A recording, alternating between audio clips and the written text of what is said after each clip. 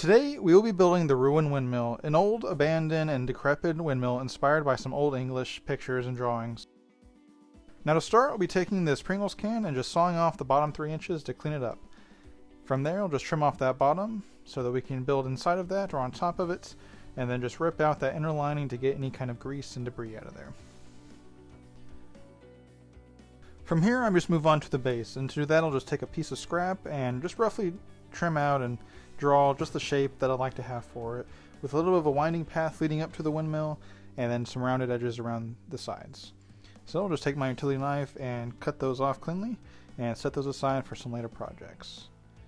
If this is a project or a style that you'd like to try and you're going to use XPS foam, I'd definitely recommend a sharp blade and make sure you make multiple passes just to get a nice clean cut.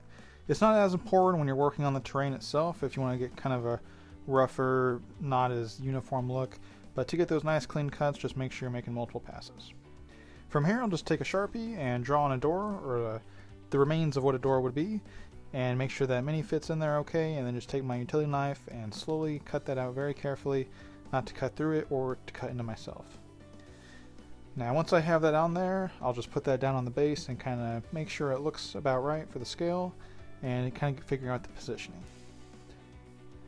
Now on the inside, I'm going to work on just creating a little bit of a rundown and collapsed staircase that'll lead up to the lower part of this building.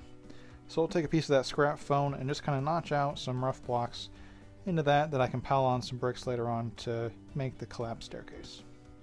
Now this step is totally optional. I'd also consider just doing a door at the very bottom and then just having a ladder up to that first level, but decided I wanted to experiment with some of the collapsed stone coming out from the front and around the entrance, so I opted for just doing the extra work and building a little staircase to go inside there. Now we'll hot glue that in place and make sure it all fits nicely before I start piling on all of these little bricks. Kind of randomly, I thought about trying to actually make a staircase that looked functional, but opted for just kind of a pile of bricks that kind of lead in the same direction.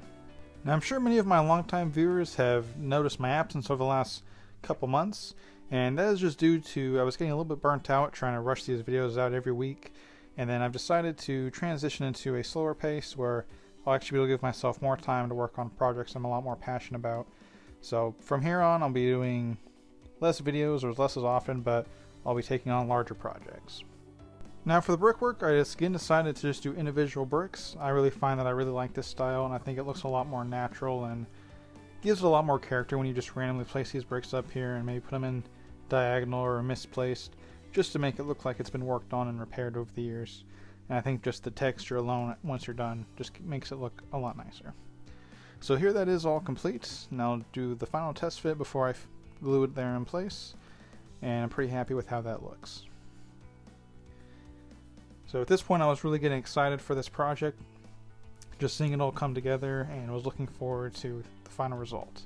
In the end, I probably spent about 12 to 15 hours on this and had to edit through about 3.5 hours of footage. So for that entrance, I just took a few of these extra bricks and kind of just piled them out the sides on the front to make it look like it'd be more collapsed, and then decided I needed a little bit more, so I took just half a brick here, cut it diagonally, and then glued that in a way that makes it look like it's sunken into the ground and dirt there. I think it has a lot of character to it, a lot more interest visually. Now everybody's favorite stage is the Mod-Podge. This is great use to harden and create the durability you need for it, as well as use this primer on it later so that it doesn't melt your foam. Now for the actual wood features of the windmill here, I just took some popsicle sticks and ran my razor blade down those to create some texture, going multiple directions to scoop out and pit those. You can also take a wire brush to these to add a little bit more, but after doing so many of these I decided that it wasn't that noticeable. So for a support beam, I just cut one of those in half long ways and then trimmed it in there just to fit across the gap. And then once that was in place, I was just able to take my popsicle sticks that were textured and trim those down to sit on there in that round shape, leaving a gap on one edge there just to make sure that the stairs would have a place to go.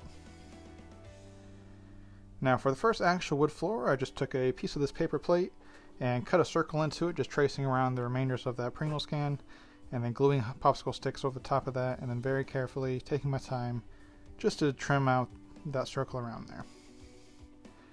And this will actually be the floor that the ladder will go onto later.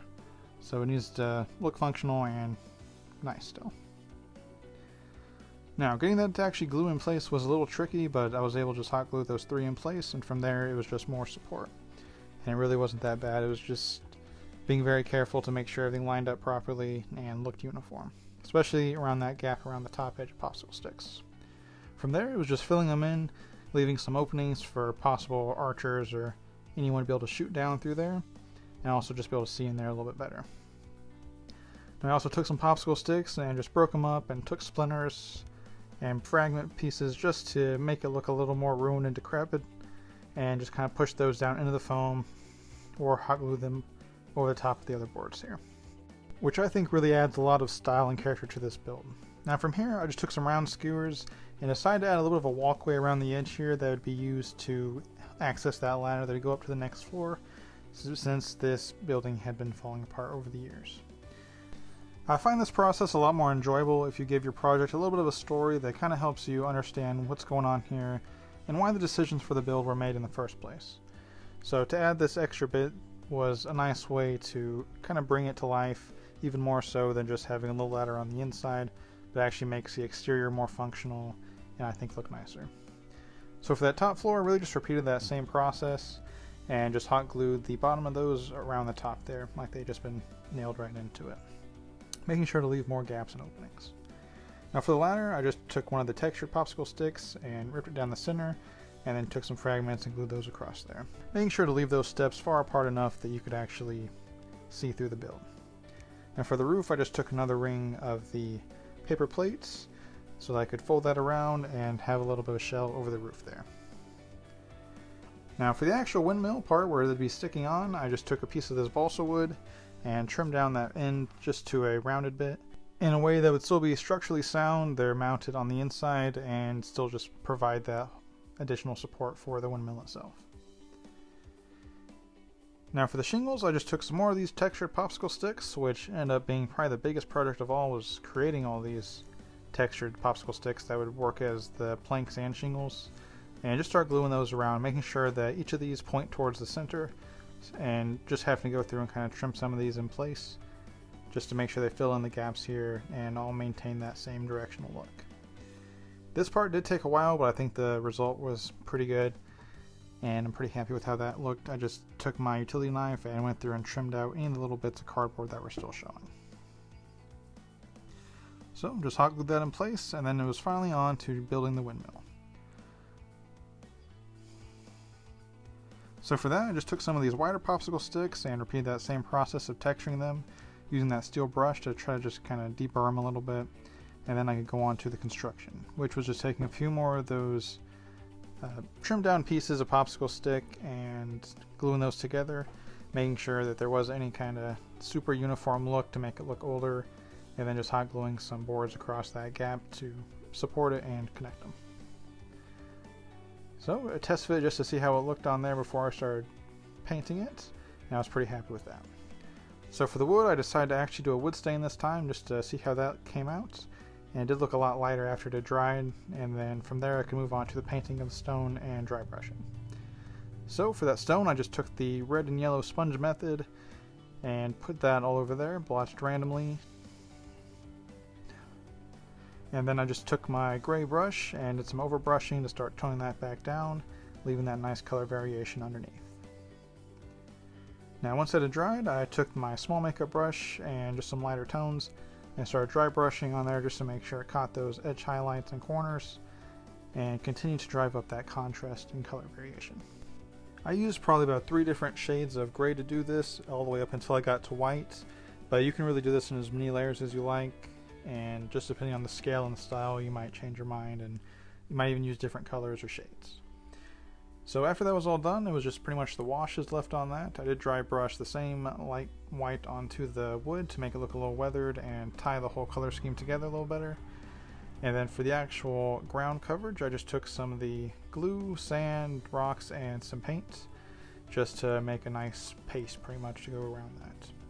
So it wasn't quite dark enough, so I had a little bit of the burnt umber, and once that was mixed up, I just started spraying that all around the base of this project, making sure to carefully push it up around those bricks just to make it look like they were actually sunken into the ground and get a nice uniform cover all over it.